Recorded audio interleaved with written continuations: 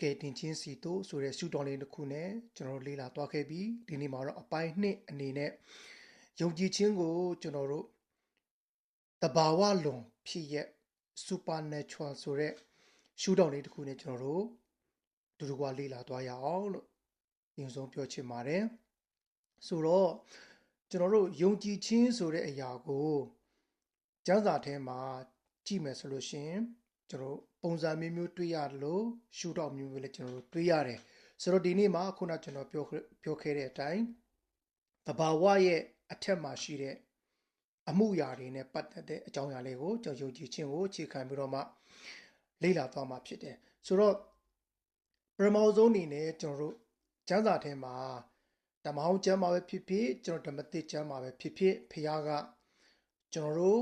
သူ့သားသမီးတွေအတွက်ယုံကြည်တဲ့သူအားလုံးအတွက်ပေါ့နော်တမန်ကျမ်းစာထဲမှာဂတိတော်တွေအများကြီးကျွန်တော်တို့ပေးထားတယ်ဆိုတော့ကျွန်တော်တို့လေ့လာလိုက်မယ်ဆိုလို့ရှိရင်ကျမ်းစာထဲမှာတချို့သော scholar တွေကဂတိတော်က9149ခုရှိတယ်တချို့သော scholar တွေကကျမ်းချက်အားလုံးကဂတိတော်ဖြစ်တယ်ဆိုပုံစံမျိုးနဲ့ကျွန်တော်ပုံဖော်ကြတယ်ဒါပေမဲ့ဘလို့ပဲဖြစ်ဖြစ်ကျွန်တော်တို့နားလည်ဖို့ကတမန်ကျမ်းစာထဲမှာဖခင်ကကျွန်တော်တို့ကိုသူ့ရဲ့တတ်နိုင်ခြင်းဖြစ်နိုင်ခြင်းပေါ်မှာဂတိတော်တွေအားလုံးပေးသွားတယ်ဆိုတာနားလည်ဖို့လိုပါတယ်။ဘာကြောင့်လဲဆိုတော့အဲ့ဒီအရာကိုအာဗြဟံကဘာပြောခဲ့လဲဆိုလို့ရှိရင်ယောမခန်းကြီး၄အပိုင်ငယ်21မှာဂတိထားတော်မူသောသူသည်ဂတိတော်အတိုင်းတတ်နိုင်တော်မူသည်ကိုစိတ်ဆွဲလန်း၏ဒါကျွန်တော်တို့အားလုံးတည်ထားပြီးသားအာဗြဟံရဲ့အသက်တာမှာဖခင်ရဲ့ဂတိတော်သူနဲ့အတူဆာရာဆိုတော့လူအနေနဲ့မြင်တဲ့အခါမှာဘလို့မှဖြစ်နိုင်စရာအကြောင်းအာဗြဟံပေါ်မှာကောဆာရာပေါ်မှာကောမရှိတော့ဘူးဒါပေမဲ့အာဗြဟံကဖခင်ကသူ့ကိုဂတိပေးခဲ့တယ်လေနော်သူ့ကိုခေါ်ထုတ်ခဲ့တဲ့အခါမှာလူမျိုးတကာရဲ့ဖခင်ဖြစ်စေမယ်ကောင်းကင်ကျယ်ကဲ့သို့မင်းရဲ့ generation ကများပြားစေမယ်လို့ဘုရားကဂတိပေးခဲ့တယ်ဒါပေမဲ့လူဘက်ကပြန်ကြည့်တဲ့အခါမှာတမန်ကျမ်းစာရဲ့ဖော်ပြချက်အရအာဗြဟံကိုဆာရာကိုဖြစ်နိုင်စရာအကြောင်းတစ်ခုမှမရှိတော့ဘူးဒါပေမဲ့ဒီမှာတော့အာဗြဟံကသူပြောခဲ့တယ်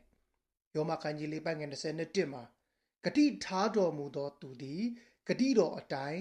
တတ်နိုင်တော်မူသည်ကိုစိတ်ဆွဲလန်းတယ်ဆိုတော့ပြောချင်တဲ့အရာက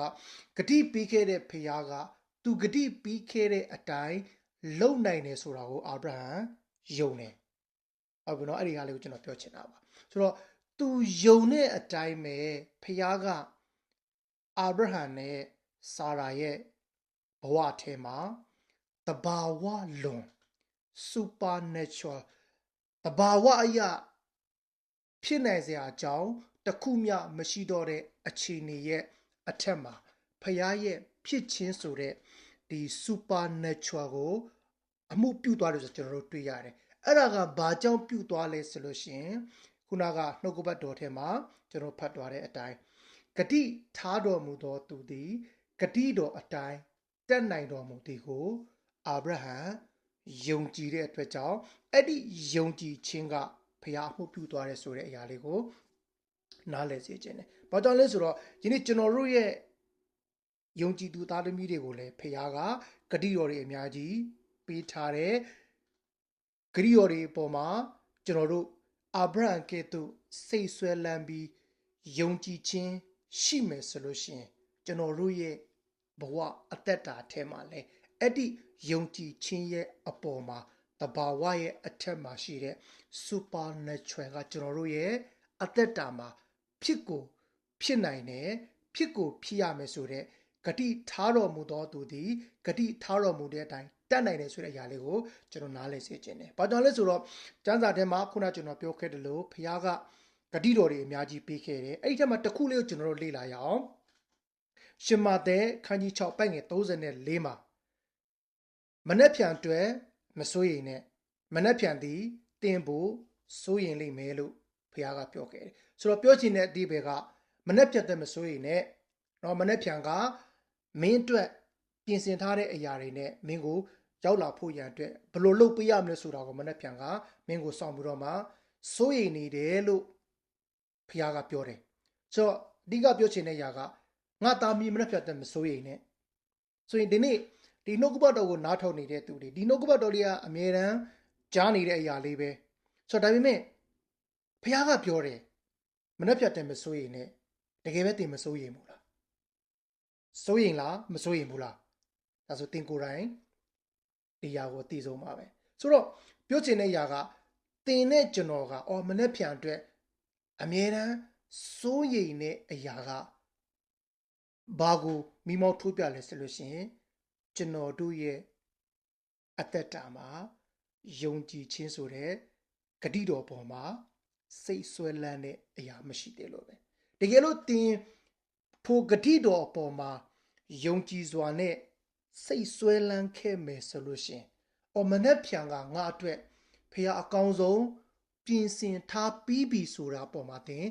ယုံကြည်မယ်ဆိုရင်မနှက်ဖြန်တဲ့တင်စိုးရင်စရာအကြောင်းတစ်ခုမှမရှိတော့ဘူးဒါဆိုရင်မနှက်ဖြန်အဲ့ဒါဆိုရင်မနှက်ဖြန်ရောက်သွားဖို့လည်းရောက်သွားပြန်ရင်လည်းမနှက်ဖြန်ပြန်ဖြစ်သွားပြန်ရောဆိုတော့ဖခင်ရဲ့စကားလုံးလေးကတိတ်ကိုစီးစနစ်ကြလွန်းတယ်နော်သူကဟိုးရှေးကြီးကိုလမ်းပြောလို့ရှင်ဥပမာကျွန်တော်တို့လာမယ့်10နှစ်လာမယ့်နှစ်20မင်းတို့မစိုးရိမ်နဲ့ကွာငါပြင်ဆင်ထားတယ်လို့ပြောရင်တင်စဉ်းစားအောင်လာမယ့်နှစ်20လာမယ့်10နှစ်ကအဝေးရှိပါသေးတယ်လို့တင်အကြောင်းပြချက်တစ်ခုပေးကောင်းပေးလိမ့်မယ်ဖခင်ကအဲ့လောက်ကြီးတင်ကိုဟိုးအဝေးကြီးလှမ်းမမြင်ခိုင်းပေးနဲ့တင်ရဲ့မြင်နိုင်တဲ့အတိုင်းအတာလေးအထဲမှာပဲဖခင်ကသူ့ရဲ့ဖြစ်ခြင်း supernatural ကိုပြချင်တာဖြစ်စေချင်တာတော့ပေါ်လာမသိတော့ကျွန်တော်ပြောတာဆိုတော့တင်မြင်နိုင်တာကမနှက်ဖြန်ပဲဆိုတော့မနှက်ဖြန်အတွက်မစိုးရိမ်နဲ့ဖခင်ဂတိလေးဆိုတော့အုပ်ပြီးတင်နေနားထောင်နေဒီနှုတ်ကပတ်တော်လေးကြားတယ်မနှက်ပြတ်တဲ့မစိုးရိမ်ဟုတ်ပြီငါမနှက်ပြတ်တဲ့မစိုးရိမ်တော့ဘူးတင်ယုံကြည်သွားပြီအဲ့မနှက်ဖြန်တင်မစိုးရိမ်နေမနှက်ဖြန်ကိုရောက်သွားပြီအဲ့ဒါဆိုရင်လေနောက်တဲ့မနှက်ဖြန်တင်ပြန်မြင်ရပြန်ပြီမနှက်ဖြန်အတွက်ဒါဆိုလို့ရှိရင်ဖခင်ပြောတဲ့အရာကတင်ရဲ့နာရီတိုင်းမိနစ်တိုင်းစက္ကန့်တိုင်းနေ့ရက်တိုင်းမှာမစိုးရင်လည်းငါသားမင်းအတွက်ငါအကောင်းဆုံးပြင်ဆင်ထားပြီးပြီဆိုတော့ယူယူလေးဖခင်ကကျွန်တော်တို့ကိုနားလည်နိုင်အောင်ပြောသွားခဲ့ဆိုတော့ချစ်တော်ညီကိုမောင်နှမများကျွန်တော်တို့ရဲ့အသက်တာထဲမှာအဲ့ဒီဖခင်ပြောခဲ့တဲ့ဂတိစကားဖခင်ပေးခဲ့တဲ့ဂတိတော်ကိုအာဗြဟံကဲ့သို့စိတ်ဆွဲလန်းခြင်းဆိုတဲ့ယုံကြည်ခြင်းသာရှိမယ်ဆိုလို့ရှိရင်သင်ဘဝရဲ့နေ့ရက်တိုင်းမှာတဘာဝရဲ့အထက်မှာရှိတဲ့ supernatural ကအမှုပြုသွားမယ်ဆိုတဲ့အရာကိုသင်နားလည်သိချင်တယ်။ဘာကြောင့်လဲဆိုတော့ယနေ့ကျွန်တော်တို့ရဲ့အသက်တာထဲမှာဖခင်ကသင်ယုံကြည်ရင်ယုံကြည်နိုင်တဲ့အတိုင်းဖခင်ကအလုပ်လုပ်နေတာဖြစ်တယ်။ဘာကြောင့်လဲဆိုတော့ကျွန်တော်တို့ရဲ့အသက်တာထဲမှာဖခင်တောင်းတဲ့အရာကလိုချင်တဲ့အရာကယုံကြည်ခြင်းပဲယုံကြည်ဖို့ပဲသူတောင်းတာဘာတစ်ခုမှသူမတောင်းဘူးသူ့ရဲ့ဖြစ်ခြင်းသူ့ရဲ့တတ်နိုင်ခြင်းသူ့ရဲ့လုံနိုင်ခြင်းသူပေးခဲ့တဲ့ဂတိတော်တွေပေါ်မှာသင်ယုံဖို့ပဲဖခင်လိုချင်တာအဲ့ဒီယုံကြည်ခြင်းတစ်ခုလေးပဲသင်ရှိခဲ့မယ်ဆိုလို့ရှိရင်ဖခင်ကသင်ရဲ့အထဲမှာသင်အားဖြင့် supernatural ဆိုတဲ့တဘာဝလွန်ဖြစ်ရက်တွေကိုအမှုပြုသွားမှာဖြစ်တယ်အလုတ်လုတ်သွားမှာဖြစ်တယ်သက်သေထူသွားမှာဖြစ်တယ်ဆိုတော့ကျွန်တော်တို့တဘာဝလွန်ဖြစ်ရက်တွေမြင်ချင်တယ်ဖြစ်ချင်တယ်ကြားချင်တယ်တွေ့ချင်တယ်ဆိုလို့ရှိရင်ဘုရားကကြီးကြီးမားမားဘာတစ်ခုမှမတောင်းဘူးဘုရားတောင်းတဲ့ຢာကပါလဲယုံကြည်ပါဘာကြောင့်လဲဆိုတော့ကျွန်တော်တို့ယေရှုခရစ်တော်လောကကြီးထဲမှာသက်တော်ထင်ရှားရှိစဉ်ခါမှာသူပြုခဲ့တဲ့နမိတ်လက္ခဏာတွေကျမ်းမာခြင်းပေးခဲ့တဲ့အရာတွေကျမ်းမာစေခဲ့တဲ့အရာတွေအဲ့ဒီအရာတွေကိုကျွန်တော်တို့လေ့လာလိုက်မယ်ဆိုလို့ရှိရင်ဖခင်ကအရင်ဦးဆုံးသူမေးတာကယုံကြည်နိုင်သလား ဘာကြောင့်လဲဆိုတော့သူကယုံကြည်ခြင်းမရှိရင်သူကအလုပ်လုပ်လို့မရဘူးလေအဲ့ဒါကြောင့်သင်ယုံကြည်နိုင်သလားယုံကြည်နိုင်လို့ရှင်ဘုရားကလုပ်လို့ရတယ်ဆိုတော့အဲ့ဒီမေခွန်းကိုယေရှုခရစ်တော်ကသူကျမ်းမာခြင်းပေးမဲ့သူတွေမျက်စိမြင်စေမဲ့သူတွေသူမလှုပ်ခင်မှာအရင်မှုဆုံးမေးတယ်သင်ယုံကြည်နိုင်သလားယုံကြည်နိုင်လို့ရှင်အဲ့ဒီယုံကြည်ခြင်းပေါ်မှာဖခင်ကအလုပ်လုပ်သွားတာဖြစ်တယ်။ဘာကြောင့်လဲဆိုတော့အဲ့ဒီအရာကယနေ့ကျွန်တော်တို့လူအနေနဲ့မြင်နိုင်တဲ့လူအနေနဲ့တွေးခေါ်နိုင်တဲ့လူအနေနဲ့စဉ်းစားနိုင်တဲ့အရာရဲ့အထက်မှာရှိတဲ့သဘာဝလွန်ဖြစ်ရဖြစ်တယ်။ဆိုတော့အဲ့ဒီအရာတွေအားလုံးကကျွန်တော်တို့အထဲမှာရှိတဲ့ယုံကြည်ခြင်းကအမှုပြုသွားတာ။ဆိုတော့ဘာကြောင့်လဲဆိုတော့ဒီနေ့ကျွန်တော်ဒါကိုဘာကြောင့်အသေးစိတ်ကျွန်တော်ပြောနေရလဲဆိုလို့ရှိရင်ညီကိုမောင်တို့များယနေ့ကျွန်တော်တို့ယုံကြည်သူတွေရဲ့အသက်တာထဲမှာဖခင်ကိုယုံလားလို့မေးရင်ယုံတယ်ကျွန်တော်လည်းယုံတယ်အကျွမ်းမဲ့လားလို့မေးရင်လည်းအကျွမ်းမဲ့ယုံတယ်လို့ကျွန်တော်တို့ဖြေမှာပါပဲဒါပေမဲ့ချစ်တော်ညီကိုမောင်တို့များတင်းရဲ့အသက်တာထဲမှာတင့်ကိုတင်ပြန်ပြီးတော့မှသုံးသပ်ပြီးတင့်ကိုတင်ပြန်ပြီးတော့မှစမ်းစစ်ကြည့်လိုက်သင်ဖျားကိုယုံတာမှန်တယ်ကျွန်တော်လည်းယုံတယ်ဒါပေမဲ့ကျွန်တော်တို့ဖျားကိုယုံတဲ့အရာကကိုယ့်ရဲ့တတ်မှတ်ထားတဲ့ limit အတိုင်းတာထဲမှာပဲကျွန်တော်ယုံတာ။အော်ငါဒီအရာကိုဖျားစီမှာတောင်းလိုက်မယ်။အော်ဒါဆိုရင်တော့ဒီအရာလောက်တော့ဖျားကငါ့ကိုပေးနိုင်မယ်ဆိုတဲ့အဲ့ဒီယုံကြည်ခြင်း limit ထဲမှာပဲသွားတဲ့အခါမှာအဲ့ဒီယုံကြည်ခြင်း limit အတိုင်းသင်တောင်းရင်လည်းဖျားကပါလေ။ကျမ်းစာထဲမှာပြောတယ်လေနော်တောင်းကြလို့တောင်းလည်းရမယ်ဆိုတဲ့အတိုင်းဖခင်ကတောင်းတဲ့အတိုင်းတော့သူပေးပါတယ်။ဒါပေမဲ့ဒီနေ့ကျွန်တော်တို့ယုံကြည်စွာနဲ့တောင်းတဲ့အရာကယုံကြည်စွာနဲ့တော့တောင်းတယ်။ဒါပေမဲ့ကျွန်တော်တို့ရဲ့ဖြစ်နိုင်ခြေကျွန်တော်တို့ရဲ့တတ်နိုင်ခြေကျွန်တော်တို့ရဲ့မြင်နိုင်တဲ့ limit အတိုင်းအတာလေးအထက်မှာပဲကျွန်တော်ဖခင်ကိုတောင်းတယ်။အဲ့ဒီအရာထက်ကျော်ပြီးဆိုရင်တော့ကျွန်တော်တို့မတောင်းနိုင်တော့ဘူး။မယုံနိုင်တော့ဘူးအခြေအနေတွေဖြစ်လာတယ်။ဥပမာကျွန်တော်တို့ရဲ့အသက်တာထဲမှာအခြေအနေတစ်ခုကကျွန်တော်လူအနေနဲ့ခုနကအာဗြဟံလိုမျိုးလူအနေနဲ့လုံးဝမဖြစ်နိုင်တော့တဲ့အခြေအနေရဲ့အထက်မှာရှိတဲ့အရာဆိုရင်ကျွန်တော်တို့ဖခင်ကိုမတောင်းတဲ့အရာပိုများပါတယ်ကျွန်တော်တောင်းတဲ့အရာကဖြစ်နိုင်တဲ့အတိုင်းအတာလေးအထက်မှာပဲကျွန်တော်သွားတယ်ဆိုတာတွေ့ရတယ်ဆိုတော့ဒီနေ့ဖခင်ကဖြစ်စေခြင်းတဲ့အရာကကျွန်တော်တို့ရဲ့အထဲမှာရှိတဲ့ယုံကြည်ခြင်းအပေါ်မှာမူတည်ပြီးတော့မှသူ့ရဲ့ဖြစ်ခြင်း supernatural ကိုသူကတဘာဝလုံးဖြစ်ခြင်းကိုတက်တည်ထူးခြင်းတာဘာကြောင့်လဲဆိုတော့ယနေ့ကျွန်တော်တို့ရဲ့အသက်တာထဲမှာကျွန်တော်တို့သည်ယေရှုခရစ်တော်ကိုယုံကြည်တဲ့ဖခင်သားသမီးဖြစ်တယ်ယေရှုခရစ်တော်ကိုနှလုံးသားထဲမှာကျွန်တော်တို့အကျွမ်းမဲ့ယုံကြည်ပြီးယုံကြည်တဲ့သူတယောက်ဖြစ်တယ်ဆိုလို့ရှိရင်ညီကိုမောင်နှမများကျွန်တော်တို့သည်ကျွန်တော်တို့အထဲမှာရှိတဲ့ယုံကြည်ခြင်းအပြင်တဘာဝရဲ့အထက်မှာရှိတဲ့အမှုတွေကိုပြုနိုင်တဲ့သူတယောက်ဖြစ်တယ်ဆိုတာသင်နားလဲပါ။ဘာကြောင့်လဲဆိုတော့အဲ့ဒီ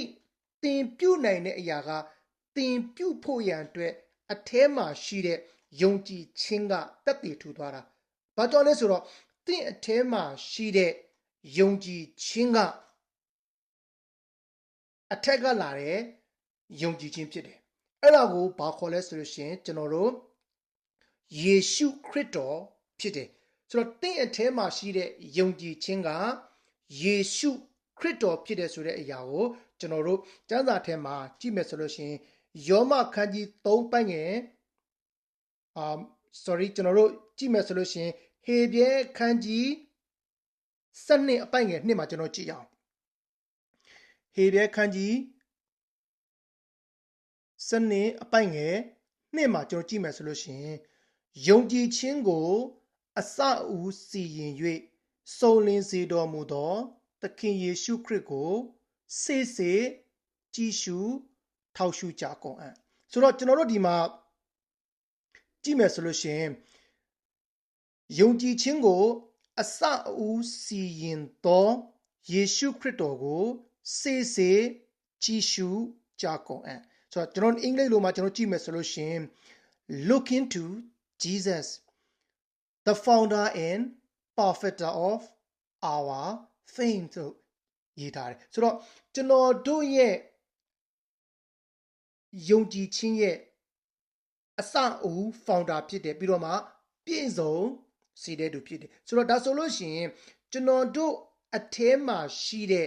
ယေရှုခရစ်တော်ကသူကိုယ်တိုင်ယုံကြည်ခြင်းဖြစ်တယ်ပြီးတော့မှအဲ့ဒီယုံကြည်ခြင်းကယေရှုခရစ်တော်ကိုယ်တိုင်ဖြစ်တယ်လို့မျိုးအဲ့ဒီယေရှုခရစ်တော်က supernatural တဘာဝလွန်ဖျားဖြစ်တယ်ဆိုလို့ရှိရင်ညီကိုမောင်တို့များကျွန်တော်တို့ရဲ့အသက်တာထဲမှာသင်ယေရှုခရစ်တော်ကိုယုံကြည်ခြင်းသည်အဲ့ဒီယေရှုခရစ်တော်ကသင်ထဲမှာရှိခြင်းဖြစ်တယ်အဲ့ဒီယေရှုခရစ်တော်သင်ထဲမှာရှိခြင်းကသင်အထဲမှာရှိတဲ့ယေရှုခရစ်တော်ကသင်အားဖြင့် supernatural တဘာဝလွန်ဖြစ်နိုင်နေဆိုတာသင်နားလဲပါအဲ့လိုမျိုးကိုလေယေရှုခရစ်တော်ကသင်အားဖြင့်ဖြစ်ခြင်းနဲ့သင်အားဖြင့်သူ့ရဲ့ supernatural ကိုတက်တည်ထူခြင်းနဲ့သင်အားဖြင့်သူတစ်ပါးတွေကိုတဘာဝလွန်ဖြစ်ရက်တွေကိုဖြစ်စေနိုင်တယ်ဆိုတာကိုတက်တည်ထူခြင်းနဲ့ဒါပေမဲ့ကျွန်တော်တို့ကအဲ့ဒီသင်အထဲမှာရှိတဲ့ဖခင်ရဲ့ဖြစ်ခြင်းကိုသင်ကယုံကြည်ခြင်း 100% နဲ့အခွင့်မပေးတဲ့အခါမှာသူအမှုပြုလို့မရဘူးဟုတ်ပြီနော်ကျွန်တော်ပြောချင်တဲ့အရာကသင်သည်ယေရှုခရစ်တော်ကိုနှလုံးသားထဲမှာအကျွမ်းမဲ့ယုံကြည်ရင်ယေရှုခရစ်တော်အဖြစ်သင်သည် supernatural တဘာဝလွန်ဖြစ်ရက်ကိုသက်သေထူနိုင်တဲ့သူတစ်ယောက်ဖြစ်တယ်။သင်လောက်တာတော့မဟုတ်ဘူးနော်။သင်ထဲမှာရှိတဲ့ယေရှုခရစ်တော်ပေါ်မှာသင် 100% ယုံကြည်ခြင်းပေါ်မှာအလုပ်လုပ်သွားမှာဖြစ်တယ်။ဆိုတော့ဒီနေ့ညီကိုမောင်နှမများသင်နဲ့ကျွန်တော်တို့ကိုယ့်ရဲ့ဖြစ်ခြင်းကိုကိုယ်တိုင်ရှင်းရှင်းလင်းလင်းသိပြီးနားလည်ဖို့လိုပါတယ်ဆိုတော့ကျမ်းစာထဲမှာကျွန်တော်ကြည့်မယ်ဆိုလို့ရှိရင်ကျွန်တော်တို့လူတွေရဲ့အသက်တာထဲမှာအရင်ဦးဆုံးကြဆင်းသွားတဲ့အရာကကျမ်းစာထဲမှာဖခင်ကကျွန်တော်တို့ကိုဆိုတဲ့လူသားအာဒံနဲ့အေဝါကိုစတင်ကျွန်တော်မှာဖန်ဆင်းတဲ့အခါမှာဖခင်ကဘာပြောလဲဆိုလို့ရှိရင်ငါတို့ ਨੇ ပုံစံတူတဒံတီလူကိုဖန်ဆင်းမယ်လို့ပြောခဲ့တယ်ဆိုတော့ပြောတဲ့အတိုင်းပဲဖခင်ကလူကိုဖန်ဆင်းတယ်ဖန်ဆင်းတဲ့အခါမှာဖခင်သည် လူသည်ဖခင်နဲ့တဒံတီတပုံစံတည်းဖြစ်တဲ့အတွက်ကြောင့်ဖခင်ကဲ့သို့ဖြစ်ပြီးသားဖြစ်တယ်ဟုတ်ပြီနော်ဆိုတော့ဖခင်ကဲ့သို့ဖြစ်ပြီးသားဖြစ်တဲ့အာဒံနဲ့အေဝါကသူတို့ရဲ့ဖြစ်ခြင်းကိုသူတို့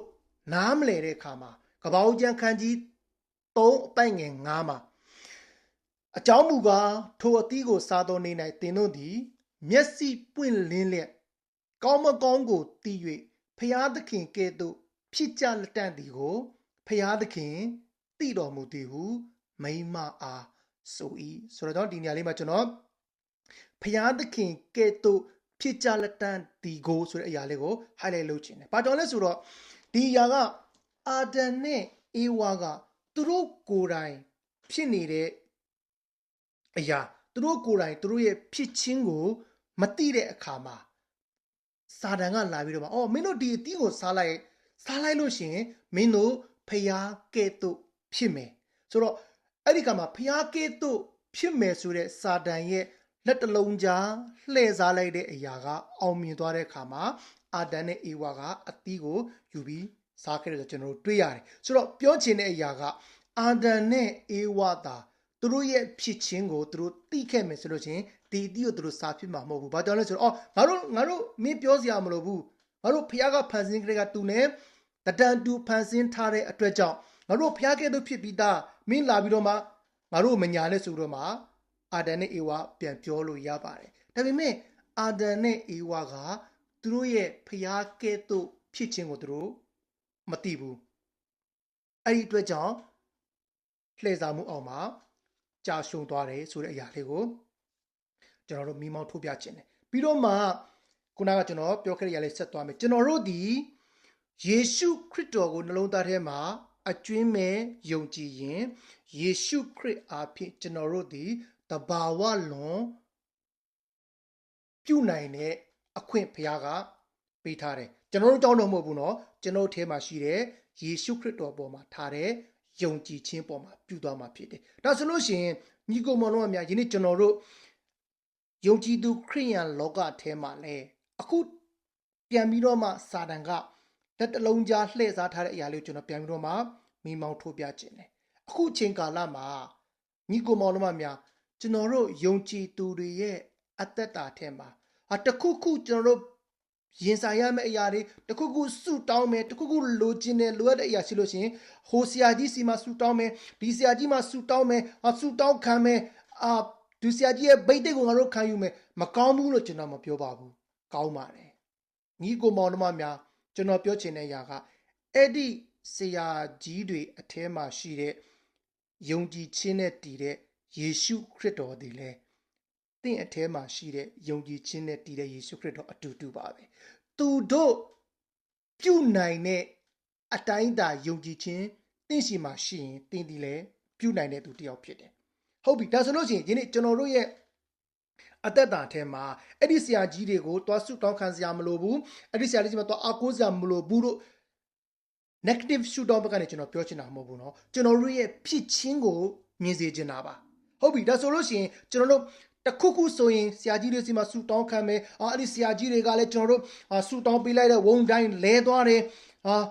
အဲ့ဒီခါမှာအဲ့ဒီဆူတောင်းခံတဲ့လူတွေကလည်းအဲ့ဒီချိန်ကျမှဖခင်ရဲ့မျက်မှောက်တော်ခံစားရတယ်လို့တကယ်ဖခင်ရဲ့တိုးတိခြင်းခံစားရတယ်လို့ညီကိုမောင်နှမများအဲ့ဒီဆရာကြီးတွေကလည်းအဲ့ဒီသူတို့ဆူတောင်းပေးလိုက်လဲကျသွားတဲ့ခါမှာလူတွေကကျေနပ်သွားတယ်ယုံကြည်သွားတယ်အဲ့ဒီထဲမှာပဲလဲပတ်ပြီးတော့မှကျေနပ်နေတယ်အဲ့ဒီဆရာကြီးတွေကလည်းငါတို့ဆူတောင်းပေးလိုက်တာဒီလူကဒါဖြစ်သွားတယ်ငါတို့ဆူတောင်းပေးလိုက်ကဒီလူကလဲကျသွားတယ်ငါတို့ဆူတောင်းပေးလိုက်ကမှဒီလူကဒီလိုရသွားတယ်ဆိုတော့ဆရာကြီးတွေကိုယ်တိုင်ကလည်းအဲ့ဒီဖြစ်ချင်းထဲမှာပဲသူတို့ကိုသူတို့ကျေနပ်နေတယ်ဟုတ်ပြီနော်ပြောချင်တဲ့အရာကအဲ့ဒီဆရာကြီးတွေကလည်းသူတို့အထက်ကယေရှုခရစ်တော်အပေါ်မှာထားတဲ့ယုံကြည်ခြင်းကပြုတ်သွားတယ်ဆိုတဲ့အရာကိုအဲ့ဒီဆုတောင်းခံတဲ့သူတွေကိုမြင်ဖို့ရန်အတွက်မတွင်တင်ဘဲနဲ့သူတို့ရဲ့လုံနိုင်ခြင်းသူတို့ရဲ့ဖြစ်နိုင်ခြင်းဆိုတဲ့ဖြစ်ခြင်းကိုပဲအားလုံးကာဗာထားတယ်အဲ့ဒီထဲမှာပဲသူတို့ကျေနပ်နေတယ်ဒီဘက်ကကျွန်တော်ဆူတောင်းခံတဲ့သူတွေဘက်ကကြတော့လေအဲ့ဒီဖြစ်ချင်းထဲမှာပဲငါတို့တခုလို့ရင်သူစီမှာသွားဆူတောင်းခံမယ်သူရဲ့ဗိတ်တိတ်ကိုငါတို့ယူရမယ်ကောင်းပါတယ်မကောင်းဘူးလို့ကျွန်တော်မပြောပါဘူးဒါပေမဲ့ညီကိုမောင်တော်များအဲ့ဒီဆရာကြီးတွေကိုယ်တိုင်ကသူတို့ရဲ့အထဲမှာယေရှုခရစ်တော်ပြုနေတဲ့အရာကိုသူတို့ရဲ့ကျေနပ်ခြင်းနဲ့ဖုံးကွယ်ထားတယ်သူတို့ကျေနပ်ခြင်းနဲ့ဖုံးအုပ်ထားတယ်အဲ့ဒီခါမှာဒီဘက်ကယုံကြည်တဲ့သူတွေကမမြင်နိုင်တော့ဘူးသူတို့ကိုယ်တိုင်လည်းသူတို့ထဲမှာယေရှုခရစ်တော်ပြုနေတယ်ယေရှုခရစ်တော်ယုံကြည်ခြင်းပေါ်မှာတက်တည်ထူနေတယ်ဆိုတဲ့အရာကိုတုံတင်ပြောဆိုခြင်းလမ်းပြခြင်းမရှိဘူးအဲ့ဒီခါမှာဒီအတင်းတော်ယုံကြည်သူတွေဘက်ကလည်းမမြင်နိုင်ဘူးမမြင်နိုင်တဲ့ခါမှာတခုခုဆိုလို့ရှိရင်ဆရာတွေစီမှာပဲသွားအားကိုးတယ်ဆရာတွေကလည်းသူတို့ဆူတောင်းပေးလိုက်တယ်ရသွားတယ်ဆူတောင်းပေးလိုက်တယ်လဲသွားတယ်အဲ့ဒီအထဲမှာပဲကျဉ်းတတ်နေတယ်မြင်လားမသိတော့ကျွန်တော်ပြောချင်တာကိုပတ်ဝန်းကျင်မှာကိုကြည့်လိုက်ပါညီကိုမောင်တို့များဒီຢာကမှန်ခြင်းမှားခြင်းဆိုတဲ့ရှူတောင်းတစ်ခုကိုကျွန်တော်ပြောချင်တာမဟုတ်ဘူးနော် adjust လုပ်ချင်တာကျွန်တော်ပြောချင်တာမဟုတ်ဘူးအပြစ်တင်ချင်တာကျွန်တော်ပြောချင်တာမဟုတ်ဘူးကျွန်တော်ပြောချင်တဲ့အဓိပ္ပာယ်ကစာတန်ရဲ့လက်တလုံးကြားလှည့်စားခြင်းထဲမှာကျွန်တော်တို့ရောက်နေတယ်ဆိုတဲ့အရာလေးပါAmerican နမိတ်လက္ခဏာပြုတာတွေကျမ်းမာစေတာတွေရှိပါတယ်sorry ယေရှုခရစ်တော်ကိုယ်တိုင်လည်းလုပ်ခဲ့တယ်လို့ဒီနေ့ကျွန်တော်တို့သူကိုယ်တိုင်လည်းတက်တည်ထူခဲ့ပါတယ်မကျမ်းမာတဲ့လူတွေကိုကျမ်းမာစေခဲ့တယ်မျက်စိမမြင်တဲ့လူတွေကိုမျက်စိပြန်ပြီးတော့မှမြင်စေခဲ့တယ်ဆိုတော့ဒီနေ့ကျွန်တော်ပြောချင်တဲ့အရာကအဲ့ဒီအရာတွေအားလုံးကိုပြုနေတဲ့ဆရာကြီးတွေရဲ့အထဲမှာရှိတဲ့ယေရှုခရစ်တော်ဒီလေသင်နဲ့ကျွန်တော်အထဲမှာရှိတဲ့ယေရှုခရစ်တော်နဲ့အတူတူပါပဲညီကိုမောင်တို့များဘုရားကယုံကြည်ခြင်းကြီးခြင်းသေးခြင်းဆိုတဲ့အရာကကျမယုံကြည်ခြင်းကအားနည်းတယ်ယုံကြည်ခြင်းသေးတယ်ညီကိုမောင်တို့များကျမ်းစာထဲမှာเนาะကျွန်တော်ပြောမယ်မဿဲအခန်းကြီးရှမဿဲအခန်းကြီး19အပိုင်ငယ်20မှာ ဖခင်ကဘာပြောထားလဲဆိုလို့ရှိရင်သင်တို့သည်ယုံကြည်ခြင်းမရှိသောကြောင့်မနှင်ထုတ်နိုင်ကြငါအမှန်ဆိုသည်ကသင်တို့သည်မုံညင်းစေခံများလောက်သောယုံကြည်ခြင်းရှိလျင်ထိုတောင်ကိုနေရာမှရွှေ့လောက်ဟုဆိုသောထိုနေရာမှရွှေ့လိမ့်မည်ယုံကြည်ခြင်းရှိလျင်သင်တို့မတတ်နိုင်သောအမှုမရှိပြောချင်တဲ့အရာကကျွန်တော်တို့အထဲမှာလေနော်ဖခင်ကဘလောက်ထီတော်မှာသူပြောခဲ့လဲဆိုလို့ရှိရင်မုံညင်းစေဆိုတာသေးသေးလေးအစေထဲမှာအသေးဆုံးဖြစ်တယ်အဲ့ဒီလောက်လေးသင်ယုံရင်တော့မှာတောင်ကိုနေရာမှရွှေ့ဆိုတဲ့အရာတောင်ကြီးရွှေ့သွားဖို့ဆိုတဲ့အရာထက်ဖြစ်နိုင်တဲ့လူရဲ့တဘာဝရဲ့အထက်မှာရှိတဲ့တောင်ကြီးရွှေ့သွားခြင်းဆိုတဲ့တဘာဝလွန်ဖြစ်ရက်ကိုသင်လုံနိုင်တယ်ဆိုတာဘုရားကပြောတာအဲ့ဒီလိုမျိုးအရာကနော်ဒီအမှုတော်ဆောင်ကြီးတွေ prophet ကြီးတွေပဲလုံနိုင်တယ်လို့ဘုရားကမပြောထားဘူးသင်တို့ဆိုတဲ့ general ကိုဘုရားကသုံးထားတယ်သင်တို့ဆိုတာကယုံကြည်တဲ့သူမှန်သမျှအားလုံးလုံနိုင်တယ်ဆိုတဲ့အရာကိုနားလည်စေခြင်းတယ်ဒါကြောင့်ညီကိုမောင်တို့များကျွန်တော်တို့ရဲ့ဘဝအသက်တာထဲမှာနားလည်ဖို့ရအတွက်ကကျွန်တော်တို့အထဲမှာရှိတဲ့ယေရှုခရစ်တော်အဲ့ဒီယေရှုခရစ်တော်ပေါ်မှာသင်ယုံကြည်တဲ့ယုံကြည်ခြင်းကသင်အားဖြင့်တဘာဝလွန်ဖြစ်စေနိုင်တယ်သင်အားဖြင့်တဘာဝလွန်ဖြစ်ဖို့ရအတွက်ဘုရားအလိုရှိတယ်အဲ့ဒီအရာအတွက်ဘုရားကဘာပဲတောင်းလဲမုံငင်းစေခံများလောက်ယုံကြည်ခြင်းရှိဖို့ပဲဘုရားကတောင်းတယ်အကြီးကြီးတွေဘုရားကမလိုပါဘူးဘုရားကအကြီးကြီးတွေမတောင်းပါဘူးဘုရားကကျွန်တော်တို့ကိုဘယ်တော့မှဝင်ပို့ကြီးပေးတဲ့ဘုရားမဟုတ်ဘူးကျမ်းစာထဲမှာဘုရားကပြောလဲဝင်လေး၍ပေမန်တော်သူပေါင်းတို့ငါထံသို့လာပါငါသည်ချမ်းသာပေးမည်ငါဝင်ကိုထမ်းကြလော့ငါဝင်သည်ထမ်းလွယ်၏ပေါ့၏လို့ဘုရားကပြောတယ်ဆိုတော့ဘုရားကကျွန်တော်တို့ကိုစကားပြောတဲ့အခါမှာကြီးမားကြီးတွေဘုရားကမပြောဘူးကျွန်တော်ပထမဖတ်ခဲ့တဲ့ဂရုတော်တစ်ခုထဲမှာလည်းဘုရားကပါလဲမနဲ့ဖြန်အတွက်မစိုးရိမ်နဲ့လာမယ့်တပတ်တစ်လတစ်နှစ်10နှစ်နှစ်50နှစ်100ဘုရားကမပြောဘူး just မနဲ့ဖြန်အတွက်လေးပဲတေးလေးပဲဘုရားကပြောတယ်ဘာကြောင့်လဲသင်တို့မြင်နိုင်တဲ့အတိုင်းအတာလေးထဲမှာပဲသင်ယုံကြည်ဖို့ဖြစ်တယ်အခုလည်းဘုရားကပြန်ပြောပြန်ပြီမုံညင်းစေလောက်နဲ့နီးလေးပဲနော်တေးလေးပဲအဲ့ဒီလောက်လေးသင်ယုံကြည်နိုင်ရင်တဲ့သင်ထဲမှာတဘာဝလွန်ဖြစ်ပြီတဲ့ညီကိုမောင်မများသင်နားလဲပါဒီနေ့သင်တခုခုဆိုရင်ဟိုဆရာကြီးတွေစီမှာသင်သွားမယ်ဟိုဆရာကြီးမှာဆူတောင်းခိုင်းပြည့်စုံမယ်ကောင်းပါတယ်ညီကိုမောင်မများဒါပေမဲ့အဲ့ဒီဆရာကြီးတွေဆူတောင်းပေးတဲ့ကောင်းကင်နဲ့မြေကြီးကိုဖန်ဆင်းတဲ့ဖရာသည်သင်အထဲမှာရှိတဲ့ဖရာရဲ့နာမနဲ့အတူတူပါပဲသူဗိတ်သိက်ပေးတဲ့ယေရှုတန်ရှင်သောဝိညာဉ်တော်အဲ့ဒီဗိတ်သိက်ပေးတဲ့ယေရှုနဲ့တန်ရှင်သောဝိညာဉ်တော်ဒီလေသင်အထဲမှာရှိတဲ့ယေရှုနဲ့တန်ရှင်သောဝိညာဉ်တော်အတူတူပါပဲညီကိုမတော်များသူပေးတဲ့ယေရှုနာမအဖြစ်သင်ကျမ်းမာခြင်းရခဲ့တယ်လို့သင်ထဲမှာရှိတဲ့ယေရှုအဖြစ်လည်းသင်ကိုယ်တိုင်ကျမ်းမာနိုင်တယ်ဆရာကြီးတွေဆူတောင်းပေးတဲ့ယေရှုနာမဝိညာဉ်တော်ဗိတ်သိက်အဖြစ်သင်ဒီလွတ်မြောက်ခြင်းခံစားတဲ့သူဖြစ်တယ်လို့သင်အထဲမှာရှိတဲ့ယေရှုတန်ရှင်သောဝိညာဉ်တော်အဖြစ်လည်းသင်ကိုယ်တိုင်လွတ်မြောက်ခြင်းပြုနိုင်တယ်ဆိုတာသင်နားလည်ပါအဲ့ဒါဒီသင်ထဲမှာရှိတဲ့ယေရှုခရစ်အဖြစ်တဘာဝလုံးဖြစ်ရက်ကိုသင်ကိုယ်တိုင်ပြုနိုင်တယ်ဆိုတာသင်နားလည်ဖို့ကျွန်တော်အားပေးချင်တာပါညီကိုမောင်တော်များဒီညာတွေအားလုံးကယနေ့ယုံကြည်သူတွေအထဲမှာစာတန်ကတစ်လုံးကြားသင်နဲ့ကျွန်တော်နဲ့ဖြစ်ချင်းကိုလှည့်စားထားတယ်နော်အဲ့ဒီအရာလေးက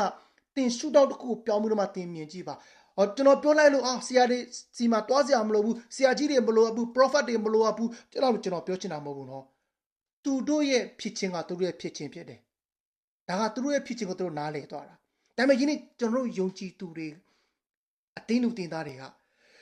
ကိုယ့်ရဲ့ဖြစ်ချင်းကိုနားမလည်နိုင်ကြသေးဘူးအဲ့ဒါကိုကျွန်တော်အားပေးချင်တာပါယနေ့သင်နားလဲပါသင်ယုံကြည်ပြီးနေရာပေးထားတဲ့ယေရှုသင်ကိုလမ်းပြနေတဲ့ဝိညာဉ်တော်ဖခင်သင်အားဖြင့်သင်အထက်ကနေ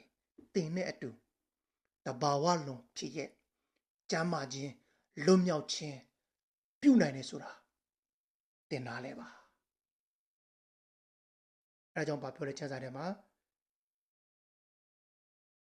not by might nor by power by my Holy Spirit တန်ရှင်သောဝိညာဉ်တော်အဖြစ်တ တကိုးနဲ့မဟုတ်ဘူးဘုံနဲ့မဟုတ်ဘူးဘုသူကြောင့်လဲတန်ရှင်သောဝိညာဉ်တော်အဲ့တန်ရှင်သောဝိညာဉ်တော်ကခုနဆူတောင်းပေးနေတဲ့ဆရာကြီးတွေနဲ့အတူရှိတယ်လို့သင်နဲ့လည်းအတူရှိတယ်အာမင်ဒီကိုမောင်တော်များကျွန်တော်သူတို့ကိုနှိုင်းရှင်ကွန်ဖျားလုပ်ပြီးတော့မှသူတို့လိုဖြစ်ရမယ်ကျွန်တော်ပြောချင်တာမဟုတ်ပါဘူးဖခင်ကသူ့နေရာနဲ့သူပုံစံနဲ့သူလူနဲ့သူအခြေအနေနဲ့သူဖခင်ကအမြဲတမ်းအတိအကျအလုပ်လုပ်ပါတယ်သင်အထဲမှာရှိတဲ့ယေရှုခရစ်တော်နဲ့တန်ရှင်သောဝိညာဉ်တော်ဖခင်တည်းလဲသင်နဲ့အတူထိုကဲ့သို့အမှုပြုနိုင်တဲ့ဆိုတော့ဒီနေ့သင်နားလဲပါဟုတ်ပြီညီကိုမောင်တော်များကျွန်တော်ဥပမာလေးတစ်ခုကျွန်တော်ပြန်ပြီးတော့မှပြောချင်တယ်ရှင်မသက်ခန်းကြီး14ထဲမှာကျွန်တော်တို့ဘာကိုတွေ့ရလဲဆိုလို့ရှိရင်ယေရှုနဲ့တပည့်တော်တွေဆိုတော့မှကျွန်တော်ဒီကျမ်းပိုက်လေးကိုအနည်းငယ်လေးကျွန်တော်ဖတ်ချင်တယ်ရှင်မသက်ခန်းကြီး14ပိုင်းငယ်20နဲ့နှစ်မှာယေရှုသည်စီဝေတော်သူတို့ကိုဆေလွတ်တော်မူစဉ်တွင်တပည့်တော်တို့ကိုလှေစီးစေ၍ကမ်းတစ်ဖက်သို့အရင်ကူးစေတော်မူ၏စီဝေတော်သူတို့ကိုလွတ်ပြီးမှဆုတောင်းပတနာပြုရသောငါတောင်ပေါ်၌စိတ်ကြွယ်ရာရက်သို့တက်ကြွသဖြင့်ညအချိန်ရောက်သောအခါတယောက်တည်းရှိနေတော်မူ၏လှေမူကားအိုင်လယ်၌ရှိ၍လေမသိမ့်သောကြောင့်လှိုင်းတဘိုးလှုပ်ရှားခြင်းကိုပြင်းစွာခံရ၏ည3ချက်တီးကျော်အချိန်၌ယေရှုသည်အိုင်ပေါ်မှဆက်တော်ဖြန့်လျက်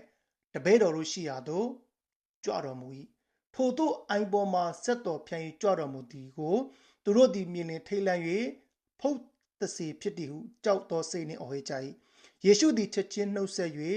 တည်ကြည်သောစိတ်ရှိကြလော့ငါပင်ဖြစ်သည်မကြောက်လန့်ကြနေဟုမိန့်တော်မူ၏ပေတရုကလည်းသခင်ကိုတော်မှန်လင်ကျွန်ုပ်သည်ကိုတော်ထံသို့ရေပေါ်မှာလာရသောအကြောင်းအမိန့်တော်ရှိပါဟုရှောက်လင်လာခဲ့လောဟုမိန့်တော်မူပေတရုသည်လှေပေါ်ကဆင်း၍ယေရှုထံသို့ရောက်သောငါရေပေါ်မှာလှမ်းသွား၏ဆိုတော့ဒီနေ့ဒီကျမ်းပိုက်လေးကအမြဲတမ်းကျွန်တော်တို့ကြားဖူးနေတဲ့အမြဲတမ်းသိနေတဲ့ကျမ်းပိုက်လေးဖြစ်တယ်ပေတရုရေပေါ်မှာလမ်းလျှောက်တဲ့အရာဖြစ်တယ်ဆိုတော့ဒီနေ့ကျွန်တော်ဒီຢာလေးကိုကျွန်တော်တို့ရဲ့ဖြစ်ခြင်းကိုနားလည်ဖို့ရတဲ့ကျွန်တော်မိမောင်းထိုးပြခြင်းဆိုတော့ယေရှုနဲ့တပည့်တော်တွေရှိတယ်ယေရှုကတနေရာရောက်တဲ့ခါမှာသူတပည့်တော်တွေကိုအရင်သွားလိုက်တယ်အရင်သွားခိုင်းလိုက်တယ်မင်းတို့သွားနေလိုက်အဲ့ဒီအချိန်မှာယေရှုကနမိတ်လက္ခဏာတွေသူပြုခဲ့ပြီးပြီဆိုတော့ယေရှုကပြောတယ်တပည့်တော်တွေမင်းတို့အရင်သွားလိုက်ကြပါငါတောင်ပေါ်မှာဆူတောင်းမယ်ပြောစင်တာကဖျားနေငါခမဲတော်နဲ့တော့စကားပြောဦးမယ်ဆိုတော့မှတပည့်တော်အရင်လှုပ်လိုက်တယ်ဆိုတော့တပည့်တော်အရင်သွားလိုက်တယ်ဒါပေမဲ့အဲ့ဒီကမှာအိုင်ထဲမှာကလေရမလာတဲ့အတွက်ကြောင့်လှိုင်းဘိုးတွေစွာခံရတယ်ဟုတ်ပြီဆိုတော့အဲ့ဒီချိန်ခါမှာဘယ်ချိန်လဲဆိုတော့ည3ချက်တီးကြောချိန်မှာတဲ့ယေရှုကအိုင်ပေါ်မှာဆက်တော်ပြန်ပြီးကြွလာတယ်ကျွန်တော်တွေ့ရတယ်ဆိုတော့ပုံမှန်တိုင်းပဲယေရှုကတပည့်တော်ရင်သွားခိုင်းလိုက်တယ်သူကရေပေါ်မှာလမ်းလျှောက်ပြီးတော့မှသွားတယ်ဆိုတော့တပည့်တော်တွေအားလုံးလှေပေါ်မှာရှိတယ်ဟုတ်ပါတော့ဆိုတော့ဆိုလို့ရှိရင်တပည့်တော်တွေအားလုံးကလှေပေါ်မှာရှိတယ်ပြီးတော့မှယေရှုကရေပေါ်မှာလမ်းလျှောက်လာတယ်သူစိတ်ထင်မှာတော့နော်ဖုတ်တစေတရေဆိုသူတို့ကြောက်ကြတယ်အဲ့ဒီကမှယေရှုကချစ်ချင်းနှုတ်ဆက်တယ်မကြောက်နဲ့ငါယေရှုဖြစ်တယ်လို့ပြောတယ်ဆိုတော့အဲ့မှာကျွန်တော်နားလည်ဖို့ကယေရှုရှောက်လာတဲ့အရာဒီတဘာဝလွန်ဖြစ်တယ် supernatural ဖြစ်တယ်ဘာကြောင့်လဲဆိုတော့လူဆိုလို့ရှိရင်ရေပေါ်မှာလမ်းလျှောက်လို့မရဘူးရေပေါ်မှာတက်လိုက်တာရေထဲကိုမြုပ်သွားမှာဖြစ်တယ်ဒါပေမဲ့ယေရှုကတော့ရေပေါ်မှာလမ်းလျှောက်လာတယ်ဟုတ်ပြီနော်ဆိုတော့ပြောချင်တဲ့အရာကယေရှုသည်တဘာဝလွန်ဖြစ်ရဲ့လို့တလို့သူကိုယ်တိုင်ဒီတဘာဝလွန်ဖြစ်တယ်ရေပေါ်မှာသူလမ်းလျှောက်လာတယ်အဲ့ဒီလမ်းလျှောက်တဲ့တဘာဝလွန်ဖြစ်ရဲ့ကိုခုနကလှေပေါ်မှာရှိတဲ့တပည့်တော်တွေအားလုံးကမြင်တယ်ဆိုတော့တပည့်တော်အားလုံးကမြင်တယ်အဲ့ဒီခါမှာအဲ့ဒီတပည့်တော်တွေအားလုံးနဲ့မြင်တဲ့အခါမှာပေတရုတယောက်တည်းပဲသခင်ကိုတော်မှန်လင်ကျွန်ုပ်သည်ကိုတော်ထံသို့ရေပေါ်မှာလာရမည့်အကြောင်းအမိန့်တော်ရှိပါဟုရှောက်တယ်တပည့်တော်တွေအားလုံးမြင်တယ်အဲ့ဒီအထဲမှာပဲပေတရုတယောက်ကသခင်တဲ့ တခင်မှန်ရင်ကျွန်တော်လဲတဘာဝလုံးဖြစ်ရလှုပ်ချင်တယ်ရေပေါ်မှာလမ်းလျှောက်ချင်တယ်ဘာကြောင့်လဲဆိုတော့ယေရှုကိုယ်တိုင်တဘာဝလုံးရေပေါ်မှာလမ်းလျှောက်နေတယ်ပေတရုကလည်းတဘာဝလုံးရေပေါ်မှာလမ်းလျှောက်ဖို့ရအတွက်အခွင့်တောင်းတယ်အဲ့ဒီကမှယေရှုကဘာပြောလဲလာခဲ့ပါဟုတ်ပြီနော်ဆိုတော့လူအနေနဲ့စဉ်းစားလိုက်မယ်ဆိုရင်အော်ငါရေထဲမှာရှောက်ရင်ရှောက်လို့ရပါမလားငါရေထဲမှာနှစ်သွားမှာပေါ့ဆိုတော့လူရဲ့မြင်နိုင်တဲ့ limit အတိုင်းတာရဲ့တစ်ဖက်မှာပေတရုကအော်ငါရဲ့သခင်ခေါ်တယ်သူရေပေါ်မှာလမ်းလျှောက်နိုင်တယ်လို့သူငါ့ကိုလာခဲ့လို့ခေါ်တာငါလည်းရေပေါ်မှာလမ်းလျှောက်နိုင်ရမယ်သူ့ကိုငါယုံတယ်ဆိုတဲ့ယုံကြည်ခြင်းနဲ့လှေထဲကနေထွက်ပြီးတော့မှသွားတဲ့အခါမှာရေပေါ်မှာလမ်းလျှောက်နိုင်တယ်ဆိုတော့ကျွန်တော်တို့တွေ့ရတယ်ဟုတ်ပြီနော်ဆိုတော့အဲ့ဒီခါမှာကျွန်တော်တို့နားလည်စေခြင်းတဲ့အရာကပေတရုကကိုရောသခင်မှန်ရင်ကျွန်တော်လာခေါ်ပါကျွန်တော်လည်းကိုရောနဲ့အတူရှောက်ချင်တယ်လို့ပေတရုမပြောဘူးနော်လာရတော့အခွင့်ပေးပါအဲ့တောင်းတဲ့ခါမှာယေရှုဘက်ကလည်းအေးငါလာခဲ့မမျိုးငါလက်လာဆွဲမယ်လို့ယေရှုကမပြောဘူးလာခဲ့ပါဆိုတော့ညီကိုမောင်မများလှေပေါ်မှာတပည့်တော်တွေ12ယောက်စလုံးမြင်ပါတယ်ဒါပေမဲ့ပေတရုတယောက်တည်းယေရှုကိုယုံကြည်ခြင်းနဲ့တွားတဲ့အခါမှာရေပေါ်မှာလမ်းလျှောက်နိုင်တယ်သူတို့ရဲ့သခင်12ယောက်လုံးရဲ့သခင်ကယေရှုမှန်ပါတယ်12ယောက်စလုံးမြင်ပါတယ်12ယောက်စလုံးရဲ့အထဲမှာအော်ဒါသခင်ဖြစ်တယ်ဆိုသူတို့အားလုံးသိသွားပါပြီဟုတ်ပြီနော်ပထမလို့သူတို့တစီတရဲလို့ထင်နေဒါပေမဲ့သခင်စကားပြောတဲ့အခါမှာသူတို့ကြားသွားပြီသခင်နောက်လိုက်နေတဲ့တပည့်တော်တွေဖြစ်တဲ့အတွက်သခင်ဆိုတာသူတို့သိသွားပြီအားလုံးထဲမှာအော်ဒါငါတို့သခင်ဖြစ်တယ်ဆိုတာသိသွားပြီအားလုံးအတူတူပဲဖြစ်သွားပြီဒါပေမဲ့အဲ့ဒီအထဲမှာမှယေရှုကရွေးပြီးတော့မှပီတာမင်းမဲထွက်လာခဲ့မိကြီးပေါ်မှာလမ်းလျှောက်စီမယ်လို့ဖခင်ကယေရှုကရွေးပြီးတော့မှပီတာကိုခေါ်တာမဟုတ်ဘူးအားလုံးအခွင့်ရှိတယ်12ယောက်စလုံးအခွင့်ရှိတယ်အဲ့ဒီချိန်မှာဒါပီတာတယောက်တည်းမဟုတ်ပဲနဲ့12ယောက်စလုံးကငါတို့လည်းသခင်နဲ့အတူ sorry ပီတာနဲ့အတူသခင်နဲ့သခင်တက်နိုင်လို့ငါလည်းလုံးမယ်ဆိုတော့ထသွားမယ်ဆိုရင်ညီကောင်မတော်များကျွန်တော်စဉ်းစားကြည့်တာသူတို့လည်းအားလုံးသွားနိုင်မှာပါ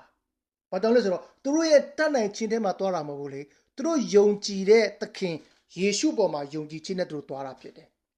ဟုတ်ပြီနော်ဆိုတော့အဲ့ဒီထဲမှာမှယေရှုကရွေးချယ်ပြီးတော့မှခွဲခန့်ပြီးတော့မှတိတတ်ပီတာပဲထွက်လာခဲ့ပါလို့ယေရှုကမပြောဘူးနော်ပီတာတယောက်တည်းပဲအခွင့်တောင်းတဲ့အတွက်ပီတာတယောက်တည်းပဲထွက်လာဒီမှာကျင်နော်ပေတရုကလည်းသခင်ကိုတော်မှန်လေကျွန်ုပ်ဒီကိုတော်ထံသို့ရှောက်လာရမည်ကြောင့်မိန့်တော်မူပါဟုရှောက်လင်လာခဲ့လော့ဟုမိန့်တော်မူ၏လာခဲ့လော့လို့ပဲယေရှုကပြောတာနော်ပီတာလာခဲ့ပါလို့သူ့ရဲ့တီးတက်နာမည်အောင်သူမခေါ်ဘူးနော်အဲ့ဒီခါမှာလာခဲ့လော့လို့ဖခင်ကယေရှုကခေါ်လိုက်တဲ့အခါမှာတခြားသောတပည့်တော်တွေလည်းအားလုံးကြားပါတယ်ဒီယာလေးဘာလို့ဆိုလို့ချင်းခွင့်ပြုလိုက်တာသူတပည့်တော်တွေအားလုံးကိုယေရှုက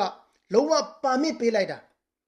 ပီတာတယောက်တည်းပဲရွေးပြီးတော့ဖခင်ပါမစ်ပေးတာမဟုတ်ဘူးနော်အားလုံးကြားတယ်အားလုံးမြင်တယ်ယေရှုရေပေါ်မှာလမ်းလျှောက်ခဲ့တာအားလုံးမြင်တယ်ပီတာနဲ့ပေတရုပြောတဲ့အရာတွေအားလုံးကြားတယ်သခင်မှလည်းဆိုသူတို့အားလုံးသိသွားပြီပေတရုလည်းသိသွားပြီသူတို့လည်းသိသွားပြီအားလုံးမြင်တယ်အားလုံးသိတယ်အားလုံးကြားတယ်အဲ့ဒီကမှယေရှုကအခွင့်ပေးလိုက်တာလာခဲ့ဆိုတာကနာမည်တစ်လုံးသူမတတ်ဘူးနော်ပီတာလာခဲ့ပါလို့သူမတတ်ဘူးလာခဲ့ပါလို့သူပဲပြောတယ်ဆိုတော့အဲ့ဒီပြောလိုက်တဲ့အရာကလှေပေါ်မှာရှိတဲ့တပည့်တော်12ယောက်လုံးကိုပါမစ်ပေးလိုက်တာအဲ့ဒီကမှပီတာကစထွက်သွားပြီးတဲ့အခါမှာကျန်တဲ့တပည့်တော်12ယောက်ကအော်ငါတို့လည်းသခင်ခေါ်တဲ့ထဲမှာပါတယ်ငါတို့လည်းသွားမယ်လို့သူတို့ထပြီးလမ်းလျှောက်မယ်ဆိုရင်ကျွန်တော်စဉ်းစားကြည့်တာအားလုံးသူတို့ရှောင်နိုင်မှာပါဒါပေမဲ့ပီတာတယောက်တည်းပဲယုံကြည်ခြင်းနဲ့ရှောက်တဲ့ခါမှာရေပေါ်မှာလမ်းလျှောက်သွားပြီးယေရှုကဲ့သို့ယေရှု အားဖြင့် supernatural တဘာဝလွန်ဖြစ်သွားခဲ့တယ်ဆိုတော့ဒီနေ့ညီကိုမောင်တို့အများသင်နဲ့ကျွန်တော်ဒီအားလုံးလှေပေါ်မှာရှိနေတဲ့တပည့်တော်တွေကဲ့သို့ဖြစ်ပါတယ်ယေရှုကတဘာဝလွန်ဖြစ်ရလုံနိုင်တဲ့တကိုးကြီးတဲ့ဖခင်ဖြစ်တယ်ကောင်းကင်မြေကြီးကိုဖန်ဆင်းတဲ့ဖခင်ဖြစ်တယ်ကျမ်းမာခြင်းကိုပေးနိုင်တဲ့ဖခင်ဖြစ်တယ်ကျမ်းမာခြင်းရဲ့အရှင်ဖြစ်တယ်ကျွန်တော်တို့အားလုံးတတ်နိုင်တယ်ဆိုတာကိုကျွန်တော်တို့အားလုံးသိနေတယ်ခုနကလေပေါ်မှာရှိတဲ့တပည့်တော်တွေအားလုံးရှိသိတယ်လို့ကျွန်တော်အားလုံးသိနေတယ်ယေရှုရဲ့ဖြစ်နိုင်ခြင်းတတ်နိုင်ခြင်းလုံနိုင်ခြင်းဖြစ်ခြင်းအားလုံးကျွန်တော်တို့မြင်နေတယ်တပည့်တော်တွေ12ယောက်စလုံးမြင်တယ်လို့မျိုးကျွန်တော်တို့အားလုံးမြင်နေတယ်အဲ့ဒီကမှာဖခင်ကလည်းပြောလဲငါကိုယုံကြည်သောသူသည်ငါပြုသောအမှုကို၎င်းငါထက်သာ၍ကြီးသောအမှုကို၎င်းပြုမယ်လို့ကျမ်းစာထဲမှာဖခင်ကပြောတယ်အဲ့ဒါကိုလည်းအားလုံးကြားတယ်အဲ့ဒါကိုလည်းအားလုံးသိတယ်ဒါပေမဲ့ညီကိုမောင်နှမများသင်သည်သင်အထဲမှာရှိတဲ့ယေရှုခရစ်တော်တန်ရှင်းသောဝိညာဉ်တော်တတ်နိုင်ခြင်းဖြစ်နိုင်ခြင်းပေါ်မှာသင် 100% ယုံကြည်ပြီးတော့မှပေတရုကဲ့သို့သင်တဘာဝအခြေအနေထဲမှာပဲယက်တည်နေတဲ့သူထက်ကနေသင်ထွက်ခဲ့မယ်ဆိုလို့ရှိရင်သင်ကိုယ်တိုင်ယေရှုခရစ်တော်ကဲ့သို့ယေရှုခရစ်တော်အဖြစ်တဘာဝလွန်ဖြစ်တယ်လို့သင်အဖြစ်တဘာဝဖြစ်ခြင်းကိုတတ်သိထူသွားမယ်။ဒါဆိုလို့ရှိရင်ညီကိုမတော်များကျွန်တော်ပြောချင်တဲ့အရာကခုနကပေတရုကလေပေါ်မှာထွက်ပြီးရေပေါ်မှာလမ်းလျှောက်သွားတဲ့အခါမှာတခြားသောတပည့်တော်တွေရဲ့စိုက်ကိုသင်စဉ်းစားကြည့်လိုက်သူတို့အော်နေမှာတော့ဗစက်ကြီးအဟောင်းသားနဲ့ဘာကြောင့်လဲဆိုတော့လူဆိုတော့ရေပေါ်မှာလမ်းလျှောက်ရင်နှစ်သွားမှာပဲလေဒါပေမဲ့ပေတရုကရေပေါ်မှာလမ်းလျှောက်သွားတဲ့အခါမှာသူတို့ဗစက်ကြီးအဟောင်းသားနဲ့ပီတာရေပေါ်မှာလမ်းလျှောက်သွားတယ်သူတို့လည်းတယောက်နဲ့တော့ပြောနေကြမှာမပြောရင်တော့မှသူတို့စိတ်ထဲမှာစဉ်းစားပြီးတော့မှတွေးနေကြမှာပီတာသူတို့အော်နေမှာပီတာရပ်ဘလို့ဖြစ်တာလဲတကယ်တော့ပီတာရပ်ဘလို့ဖြစ်သွားတာမဟုတ်ဘူးပီတာအထဲမှာရှိတဲ့ယေရှုခရစ်တော်အပေါ်မှာပီတာကယုံကြည်တဲ့အတွက်အဲ့ဒီယုံကြည်ခြင်းပေါ်မှာတဘာဝလွန်ဖြစ်သွားတယ်အဲ့ဒါကိုသူတို့မမြင်တော့ဘူးပီတာကြီးကလို့ဖြစ်သွားတာပီတာကြီးဒီနေ့ယုံကြည်သူတွေရဲ့အဲ့လိုမျိုးပဲလူတယောက်ကကျမ်းမာခြင်း healing ရသွားမျိုးလုံးကြီးပြူမျက်စာကြီးပြူတော့မှဆရာတယောက်ကဆုတောင်းပေးလိုက်လို့လဲသွားတယ်လွတ်မြောက်သွားပါဇက်ကြီးအဟောင်းသားနဲ့ကြည်နေကြတယ်ညီကိုမောင်တော်များဒီနေ့ယုံကြည်သူတော်များကအဲ့ဒီလှိထဲမှာကြံခဲ့တဲ့တပည့်တော်7ယောက်လို့ဗဇက်ကြီးအဟောင်းသားနဲ့ကိုယ့်ရဲ့ဖြစ်ခြင်းကိုမသိဘဲနဲ့လှိထဲမှာပဲကြံနေတဲ့ခရိယန်တွေအများကြီးတွေ့နေရတယ်အင်မတန်မှဝမ်းနည်းစရာကောင်းပါတယ်ညီကိုမောင်တော်များပီတာကဲ့သို့သူဒီလဲတပည့်တော်တွေနဲ့အတူတူပါပဲထူးခြားလည်းမဟုတ်ပါဘူးဒါပေမဲ့ဖျားပေါ်မှာ 100% ယုံကြည်ခြင်းလေးကတဘာဝလွန်အခြေအနေကိုပြုသွားတာပါဒါကြောင့်ဒီနှုတ်ကပတ်တော်ကိုနားထောင်နေတဲ့ညီကိုမောင်တော်များသင်ဘလို့လူဖြစ်တယ်လဲသင်ဘလို့အခြေအနေရှိတယ်လဲသင်ပညာဘလောက်တက်လဲဖခင်အဲ့ဒါတွေတခုမှမကြည့်ပါဘူးဖခင်ကဘာပြောလဲမုံညင်းစေခံများလောက်ယုံကြည်ခြင်းရှိရင်ဒီတောင်ကိုနေရာမှရွှေ့ပါဆိုရင်ရွှေ့သွားမယ်ပြောချင်တဲ့အရာကသင်ယုံကြည်နိုင်တယ်လို့ယုံကြည်နိုင်ရင်သင်အထဲမှာရှိတဲ့ယုံကြည်ခြင်းယေရှုခရစ်အားဖြင့်သင်ကိုတဘာဝလွန်အခြေအနေမှာဘုရားကတသိထူသွားမှာဖြစ်တယ်။ဒါသည်ယနေ့သင်ရဲ့ဖြစ်ခြင်းပါ။ဒါကြောင့်ညီကိုမောင်တော်များယနေ့ကျွန်တော်တို့ရဲ့ဘဝတွေထဲမှာ